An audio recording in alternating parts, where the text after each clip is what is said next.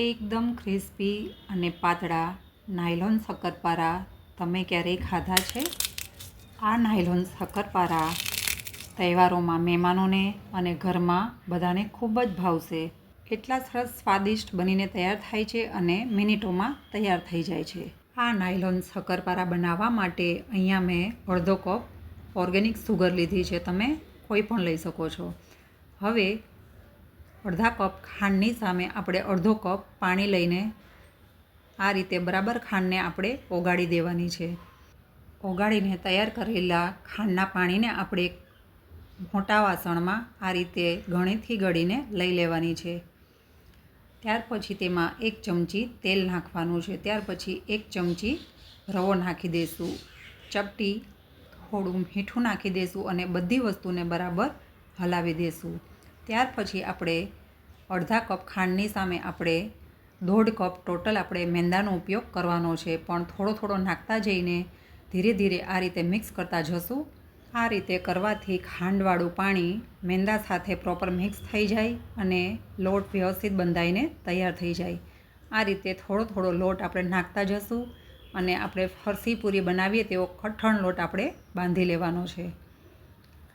અહીંયા મેં ટોટલ 1.5 વાટકી લોટ એટલે કે 250 ગ્રામ લોટનો ઉપયોગ કરીને આ રીતે કઠણ લોટ એકદમ ટાઈટ લોટ આપણે બાંધીને તૈયાર કરી દેવાનો છે.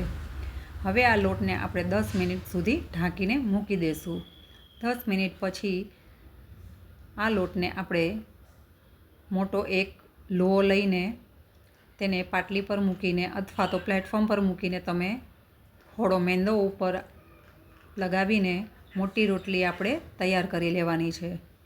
આ રોટલી બનાવવા માટે લુવાને આપણે કોરા મેંદાથી પહેલાં આ રીતે લપેટી લેવાનું છે અને ત્યાર પછી આપણે મોટી રોટલી બનાવી લેવાની છે. રોટલી એકદમ પાતળી બનાવવાની છે. રોટલી વણાઈ ગયા બાદ આપણે આ રીતે સાઈડની કોર્નરને કાઢી લેશું અને ચોરસ આપણે આ રીતે બનાવી દઈશું. હવે તેના આપણે મીડિયમ ચોરસ આ રીતે પીસ કરી લેવાના છે.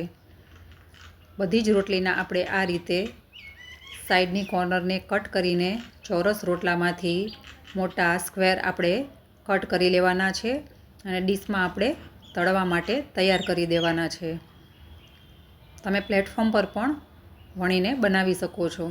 હવે આ નાયલોન શક્કરપારા તળવા માટે એકદમ મીડિયમ તાપ પર જ આપણે બધા શક્કરપારાને તળવાના છે. તમે જોઈ શકો છો કે આપણા બધા જ નાયલોન શક્કરપારા એકદમ ફૂલીને ગોલ્ડન બ્રાઉન થવા આવ્યા છે. થોડા ગોલ્ડન બ્રાઉન થાય એટલે આપણે તેની સાઈડ પલટાવી દેવાની છે. આમાં આપણે નાયલોન શક્કરપારા તળતી વખતે ગેસની ફ્લેમ એકદમ ધીમી જ રાખવાની છે. નહીં તો નાયલોન શક્કરપારા ઉપરથી એકદમ લાલ થઈ જશે ને અંદરથી કાચા રહી જશે. તો આવા બંને બાજુ ગોલ્ડન બ્રાઉન નાયલોન શક્કરપારા આપણા તૈયાર થાય એટલે તેને બહાર લઈ લેવાના છે. આ જ રીતે આપણે બધા જ શક્કરપારાને તળીને સર્વિંગ પ્લેટમાં લઈ લેશું.